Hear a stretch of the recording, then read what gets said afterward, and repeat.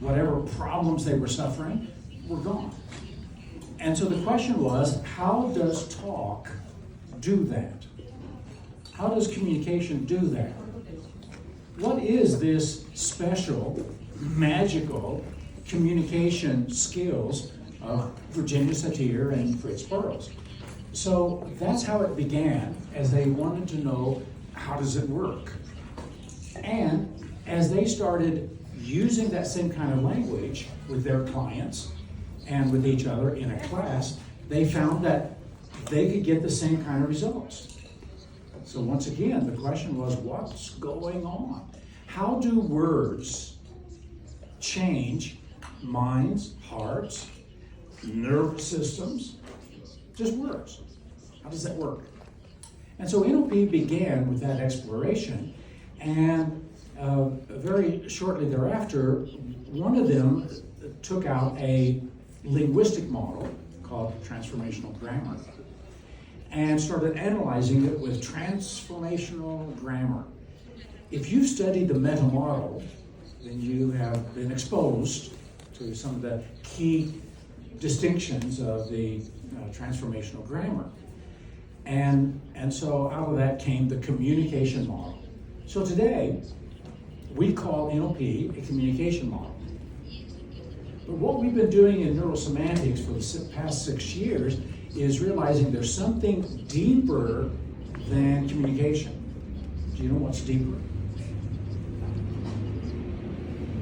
Do you know what's deeper than communication? Emotions.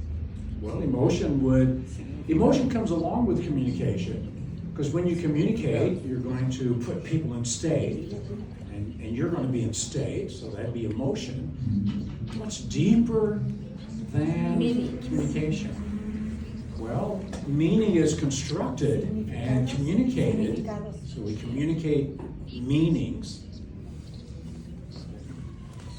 Deeper than that? Deeper than that. It's so obvious that we don't think of it. Beliefs. And that's why they did not think of it. So at the beginning of NLP, the founders kept it just communication model, and we've been teaching it that for nearly 50 years, since 1975. And the last 6 years, we've been going a little deeper, and what's deeper than communication is thinking. Oh, right. Thinking. And when it comes to thinking, most of us think thinking is thinking. What else could thinking be? And I started breaking down, I started collecting all the words for thinking.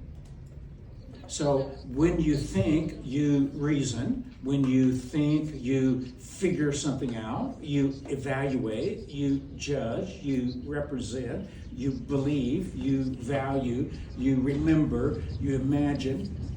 And I came up with more than 100 words for thinking, which then made me aware that there's many different kinds of thoughts. All thoughts are not the same. And how you think is going to be how you communicate. And then the realization that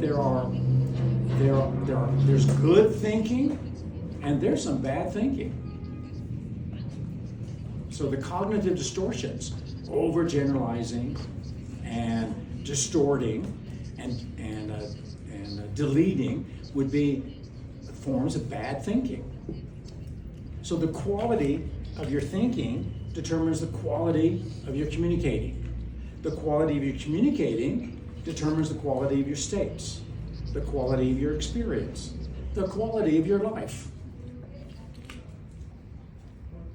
So the thing we've been working on in Neuro-Semantics for about 6 years is thinking.